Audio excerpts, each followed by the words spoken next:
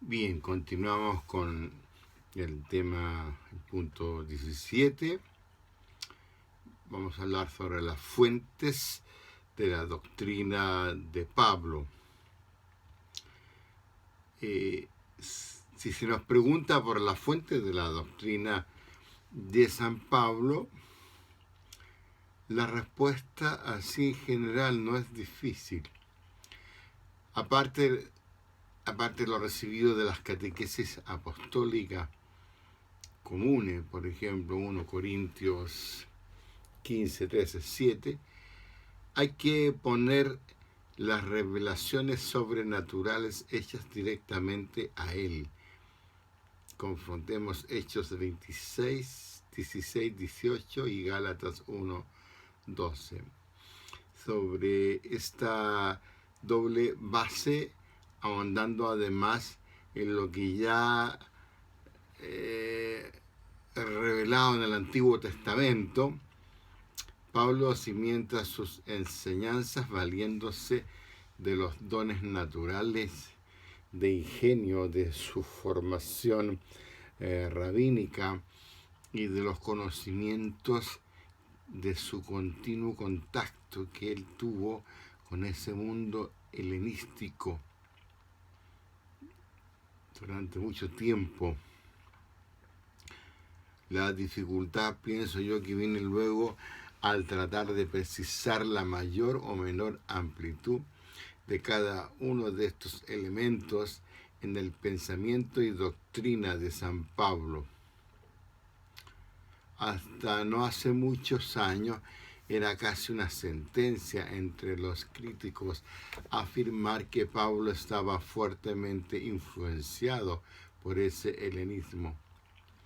La figura de Cristo presentada por Pablo, más que estar en la línea de continuidad del Jesús histórico, sería gran parte creación suya bajo el influjo de diversas corrientes de la época en la cual él vivió. Todavía se sigue escuchando y se sigue insistiendo en aquellos estudiosos de San Pablo en estos influjos helenísticos, particularmente en el mito que habría servido de base a Pablo para su figura de Cristo, como por ejemplo como cabeza de la iglesia. Sin embargo, en la actualidad prevalece más bien la tendencia de hacer a Pablo más tributario del judaísmo.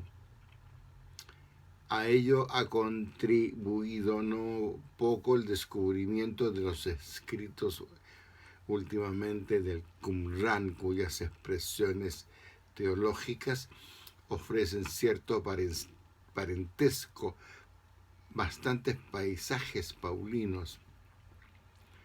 Se ha visto que los términos mismos están en uso en el mundo helenístico y empleados también por San Pablo, tienen en este ordinario matiz de significado que es de influjo semítico.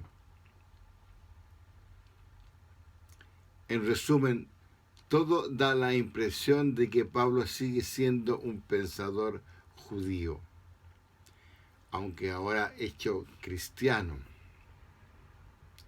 Sin ocasiones ciertas formas de pensar nos descubren un personaje un tanto muy cercano al griego.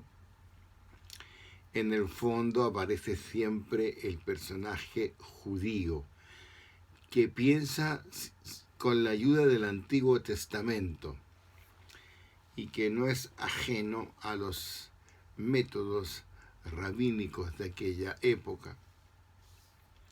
Dentro de lo recibido de la catequesis apostólica, un campo que hoy se trabaja intensamente tratando de hallar lo pre-paulino, es el relativo a las llamadas profesiones o fórmulas de fe que el apóstol utiliza frecuentemente en sus cartas. Por ejemplo, voy a leer acerca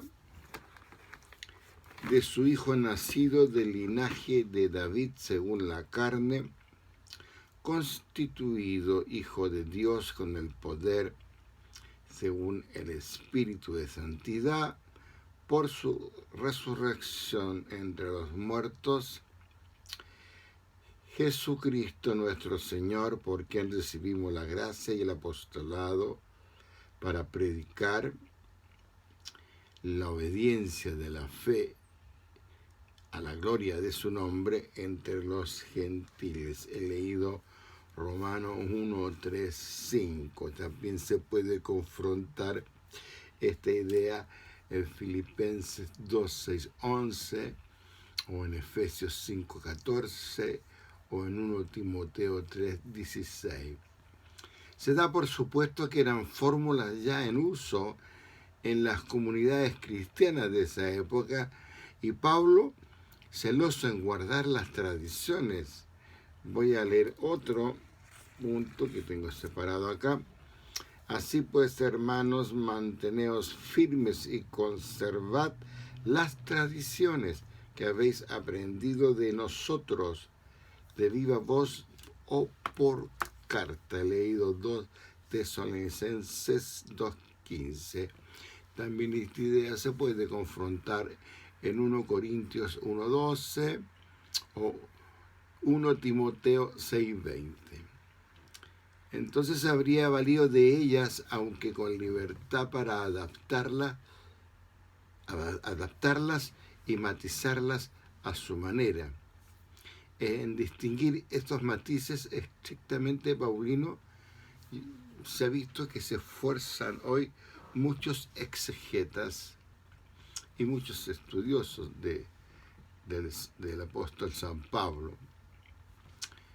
¿Qué podríamos decir? En principio, estos influjos de Pablo son posibles en mayor medida, es seguro que han tenido lugar. Quizás lo único que necesitamos es proceder en cada caso con prudencia y no ir más allá de lo que dan los textos.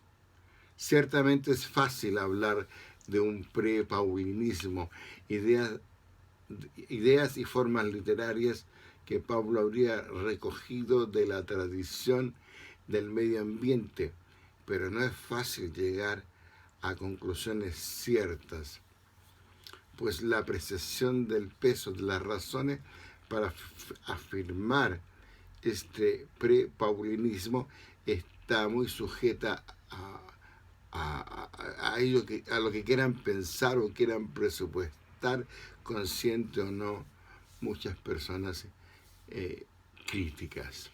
Bien, nosotros lo que tratamos de hacer es de conocer a ese San Pablo tal como nos relatan los libros de los Hechos o sus cartas, sin un análisis tan profundo, porque no es el motivo de este taller. Bueno, hoy día es el penúltimo capítulo de las fuentes de la doctrina de Pablo. Mañana terminamos esta parte con el capítulo 17. Vamos a ver sobre la autenticidad. Y ya la próxima semana vamos a ir entrando en el tema de cada una de las cartas. Nos queda una semana de estas pequeñas cápsulas, como las han llamado algunos, para ir conociendo de mejor manera a este hombre que trabajó tanto por Cristo y para conquistar almas para Cristo. Muchas gracias.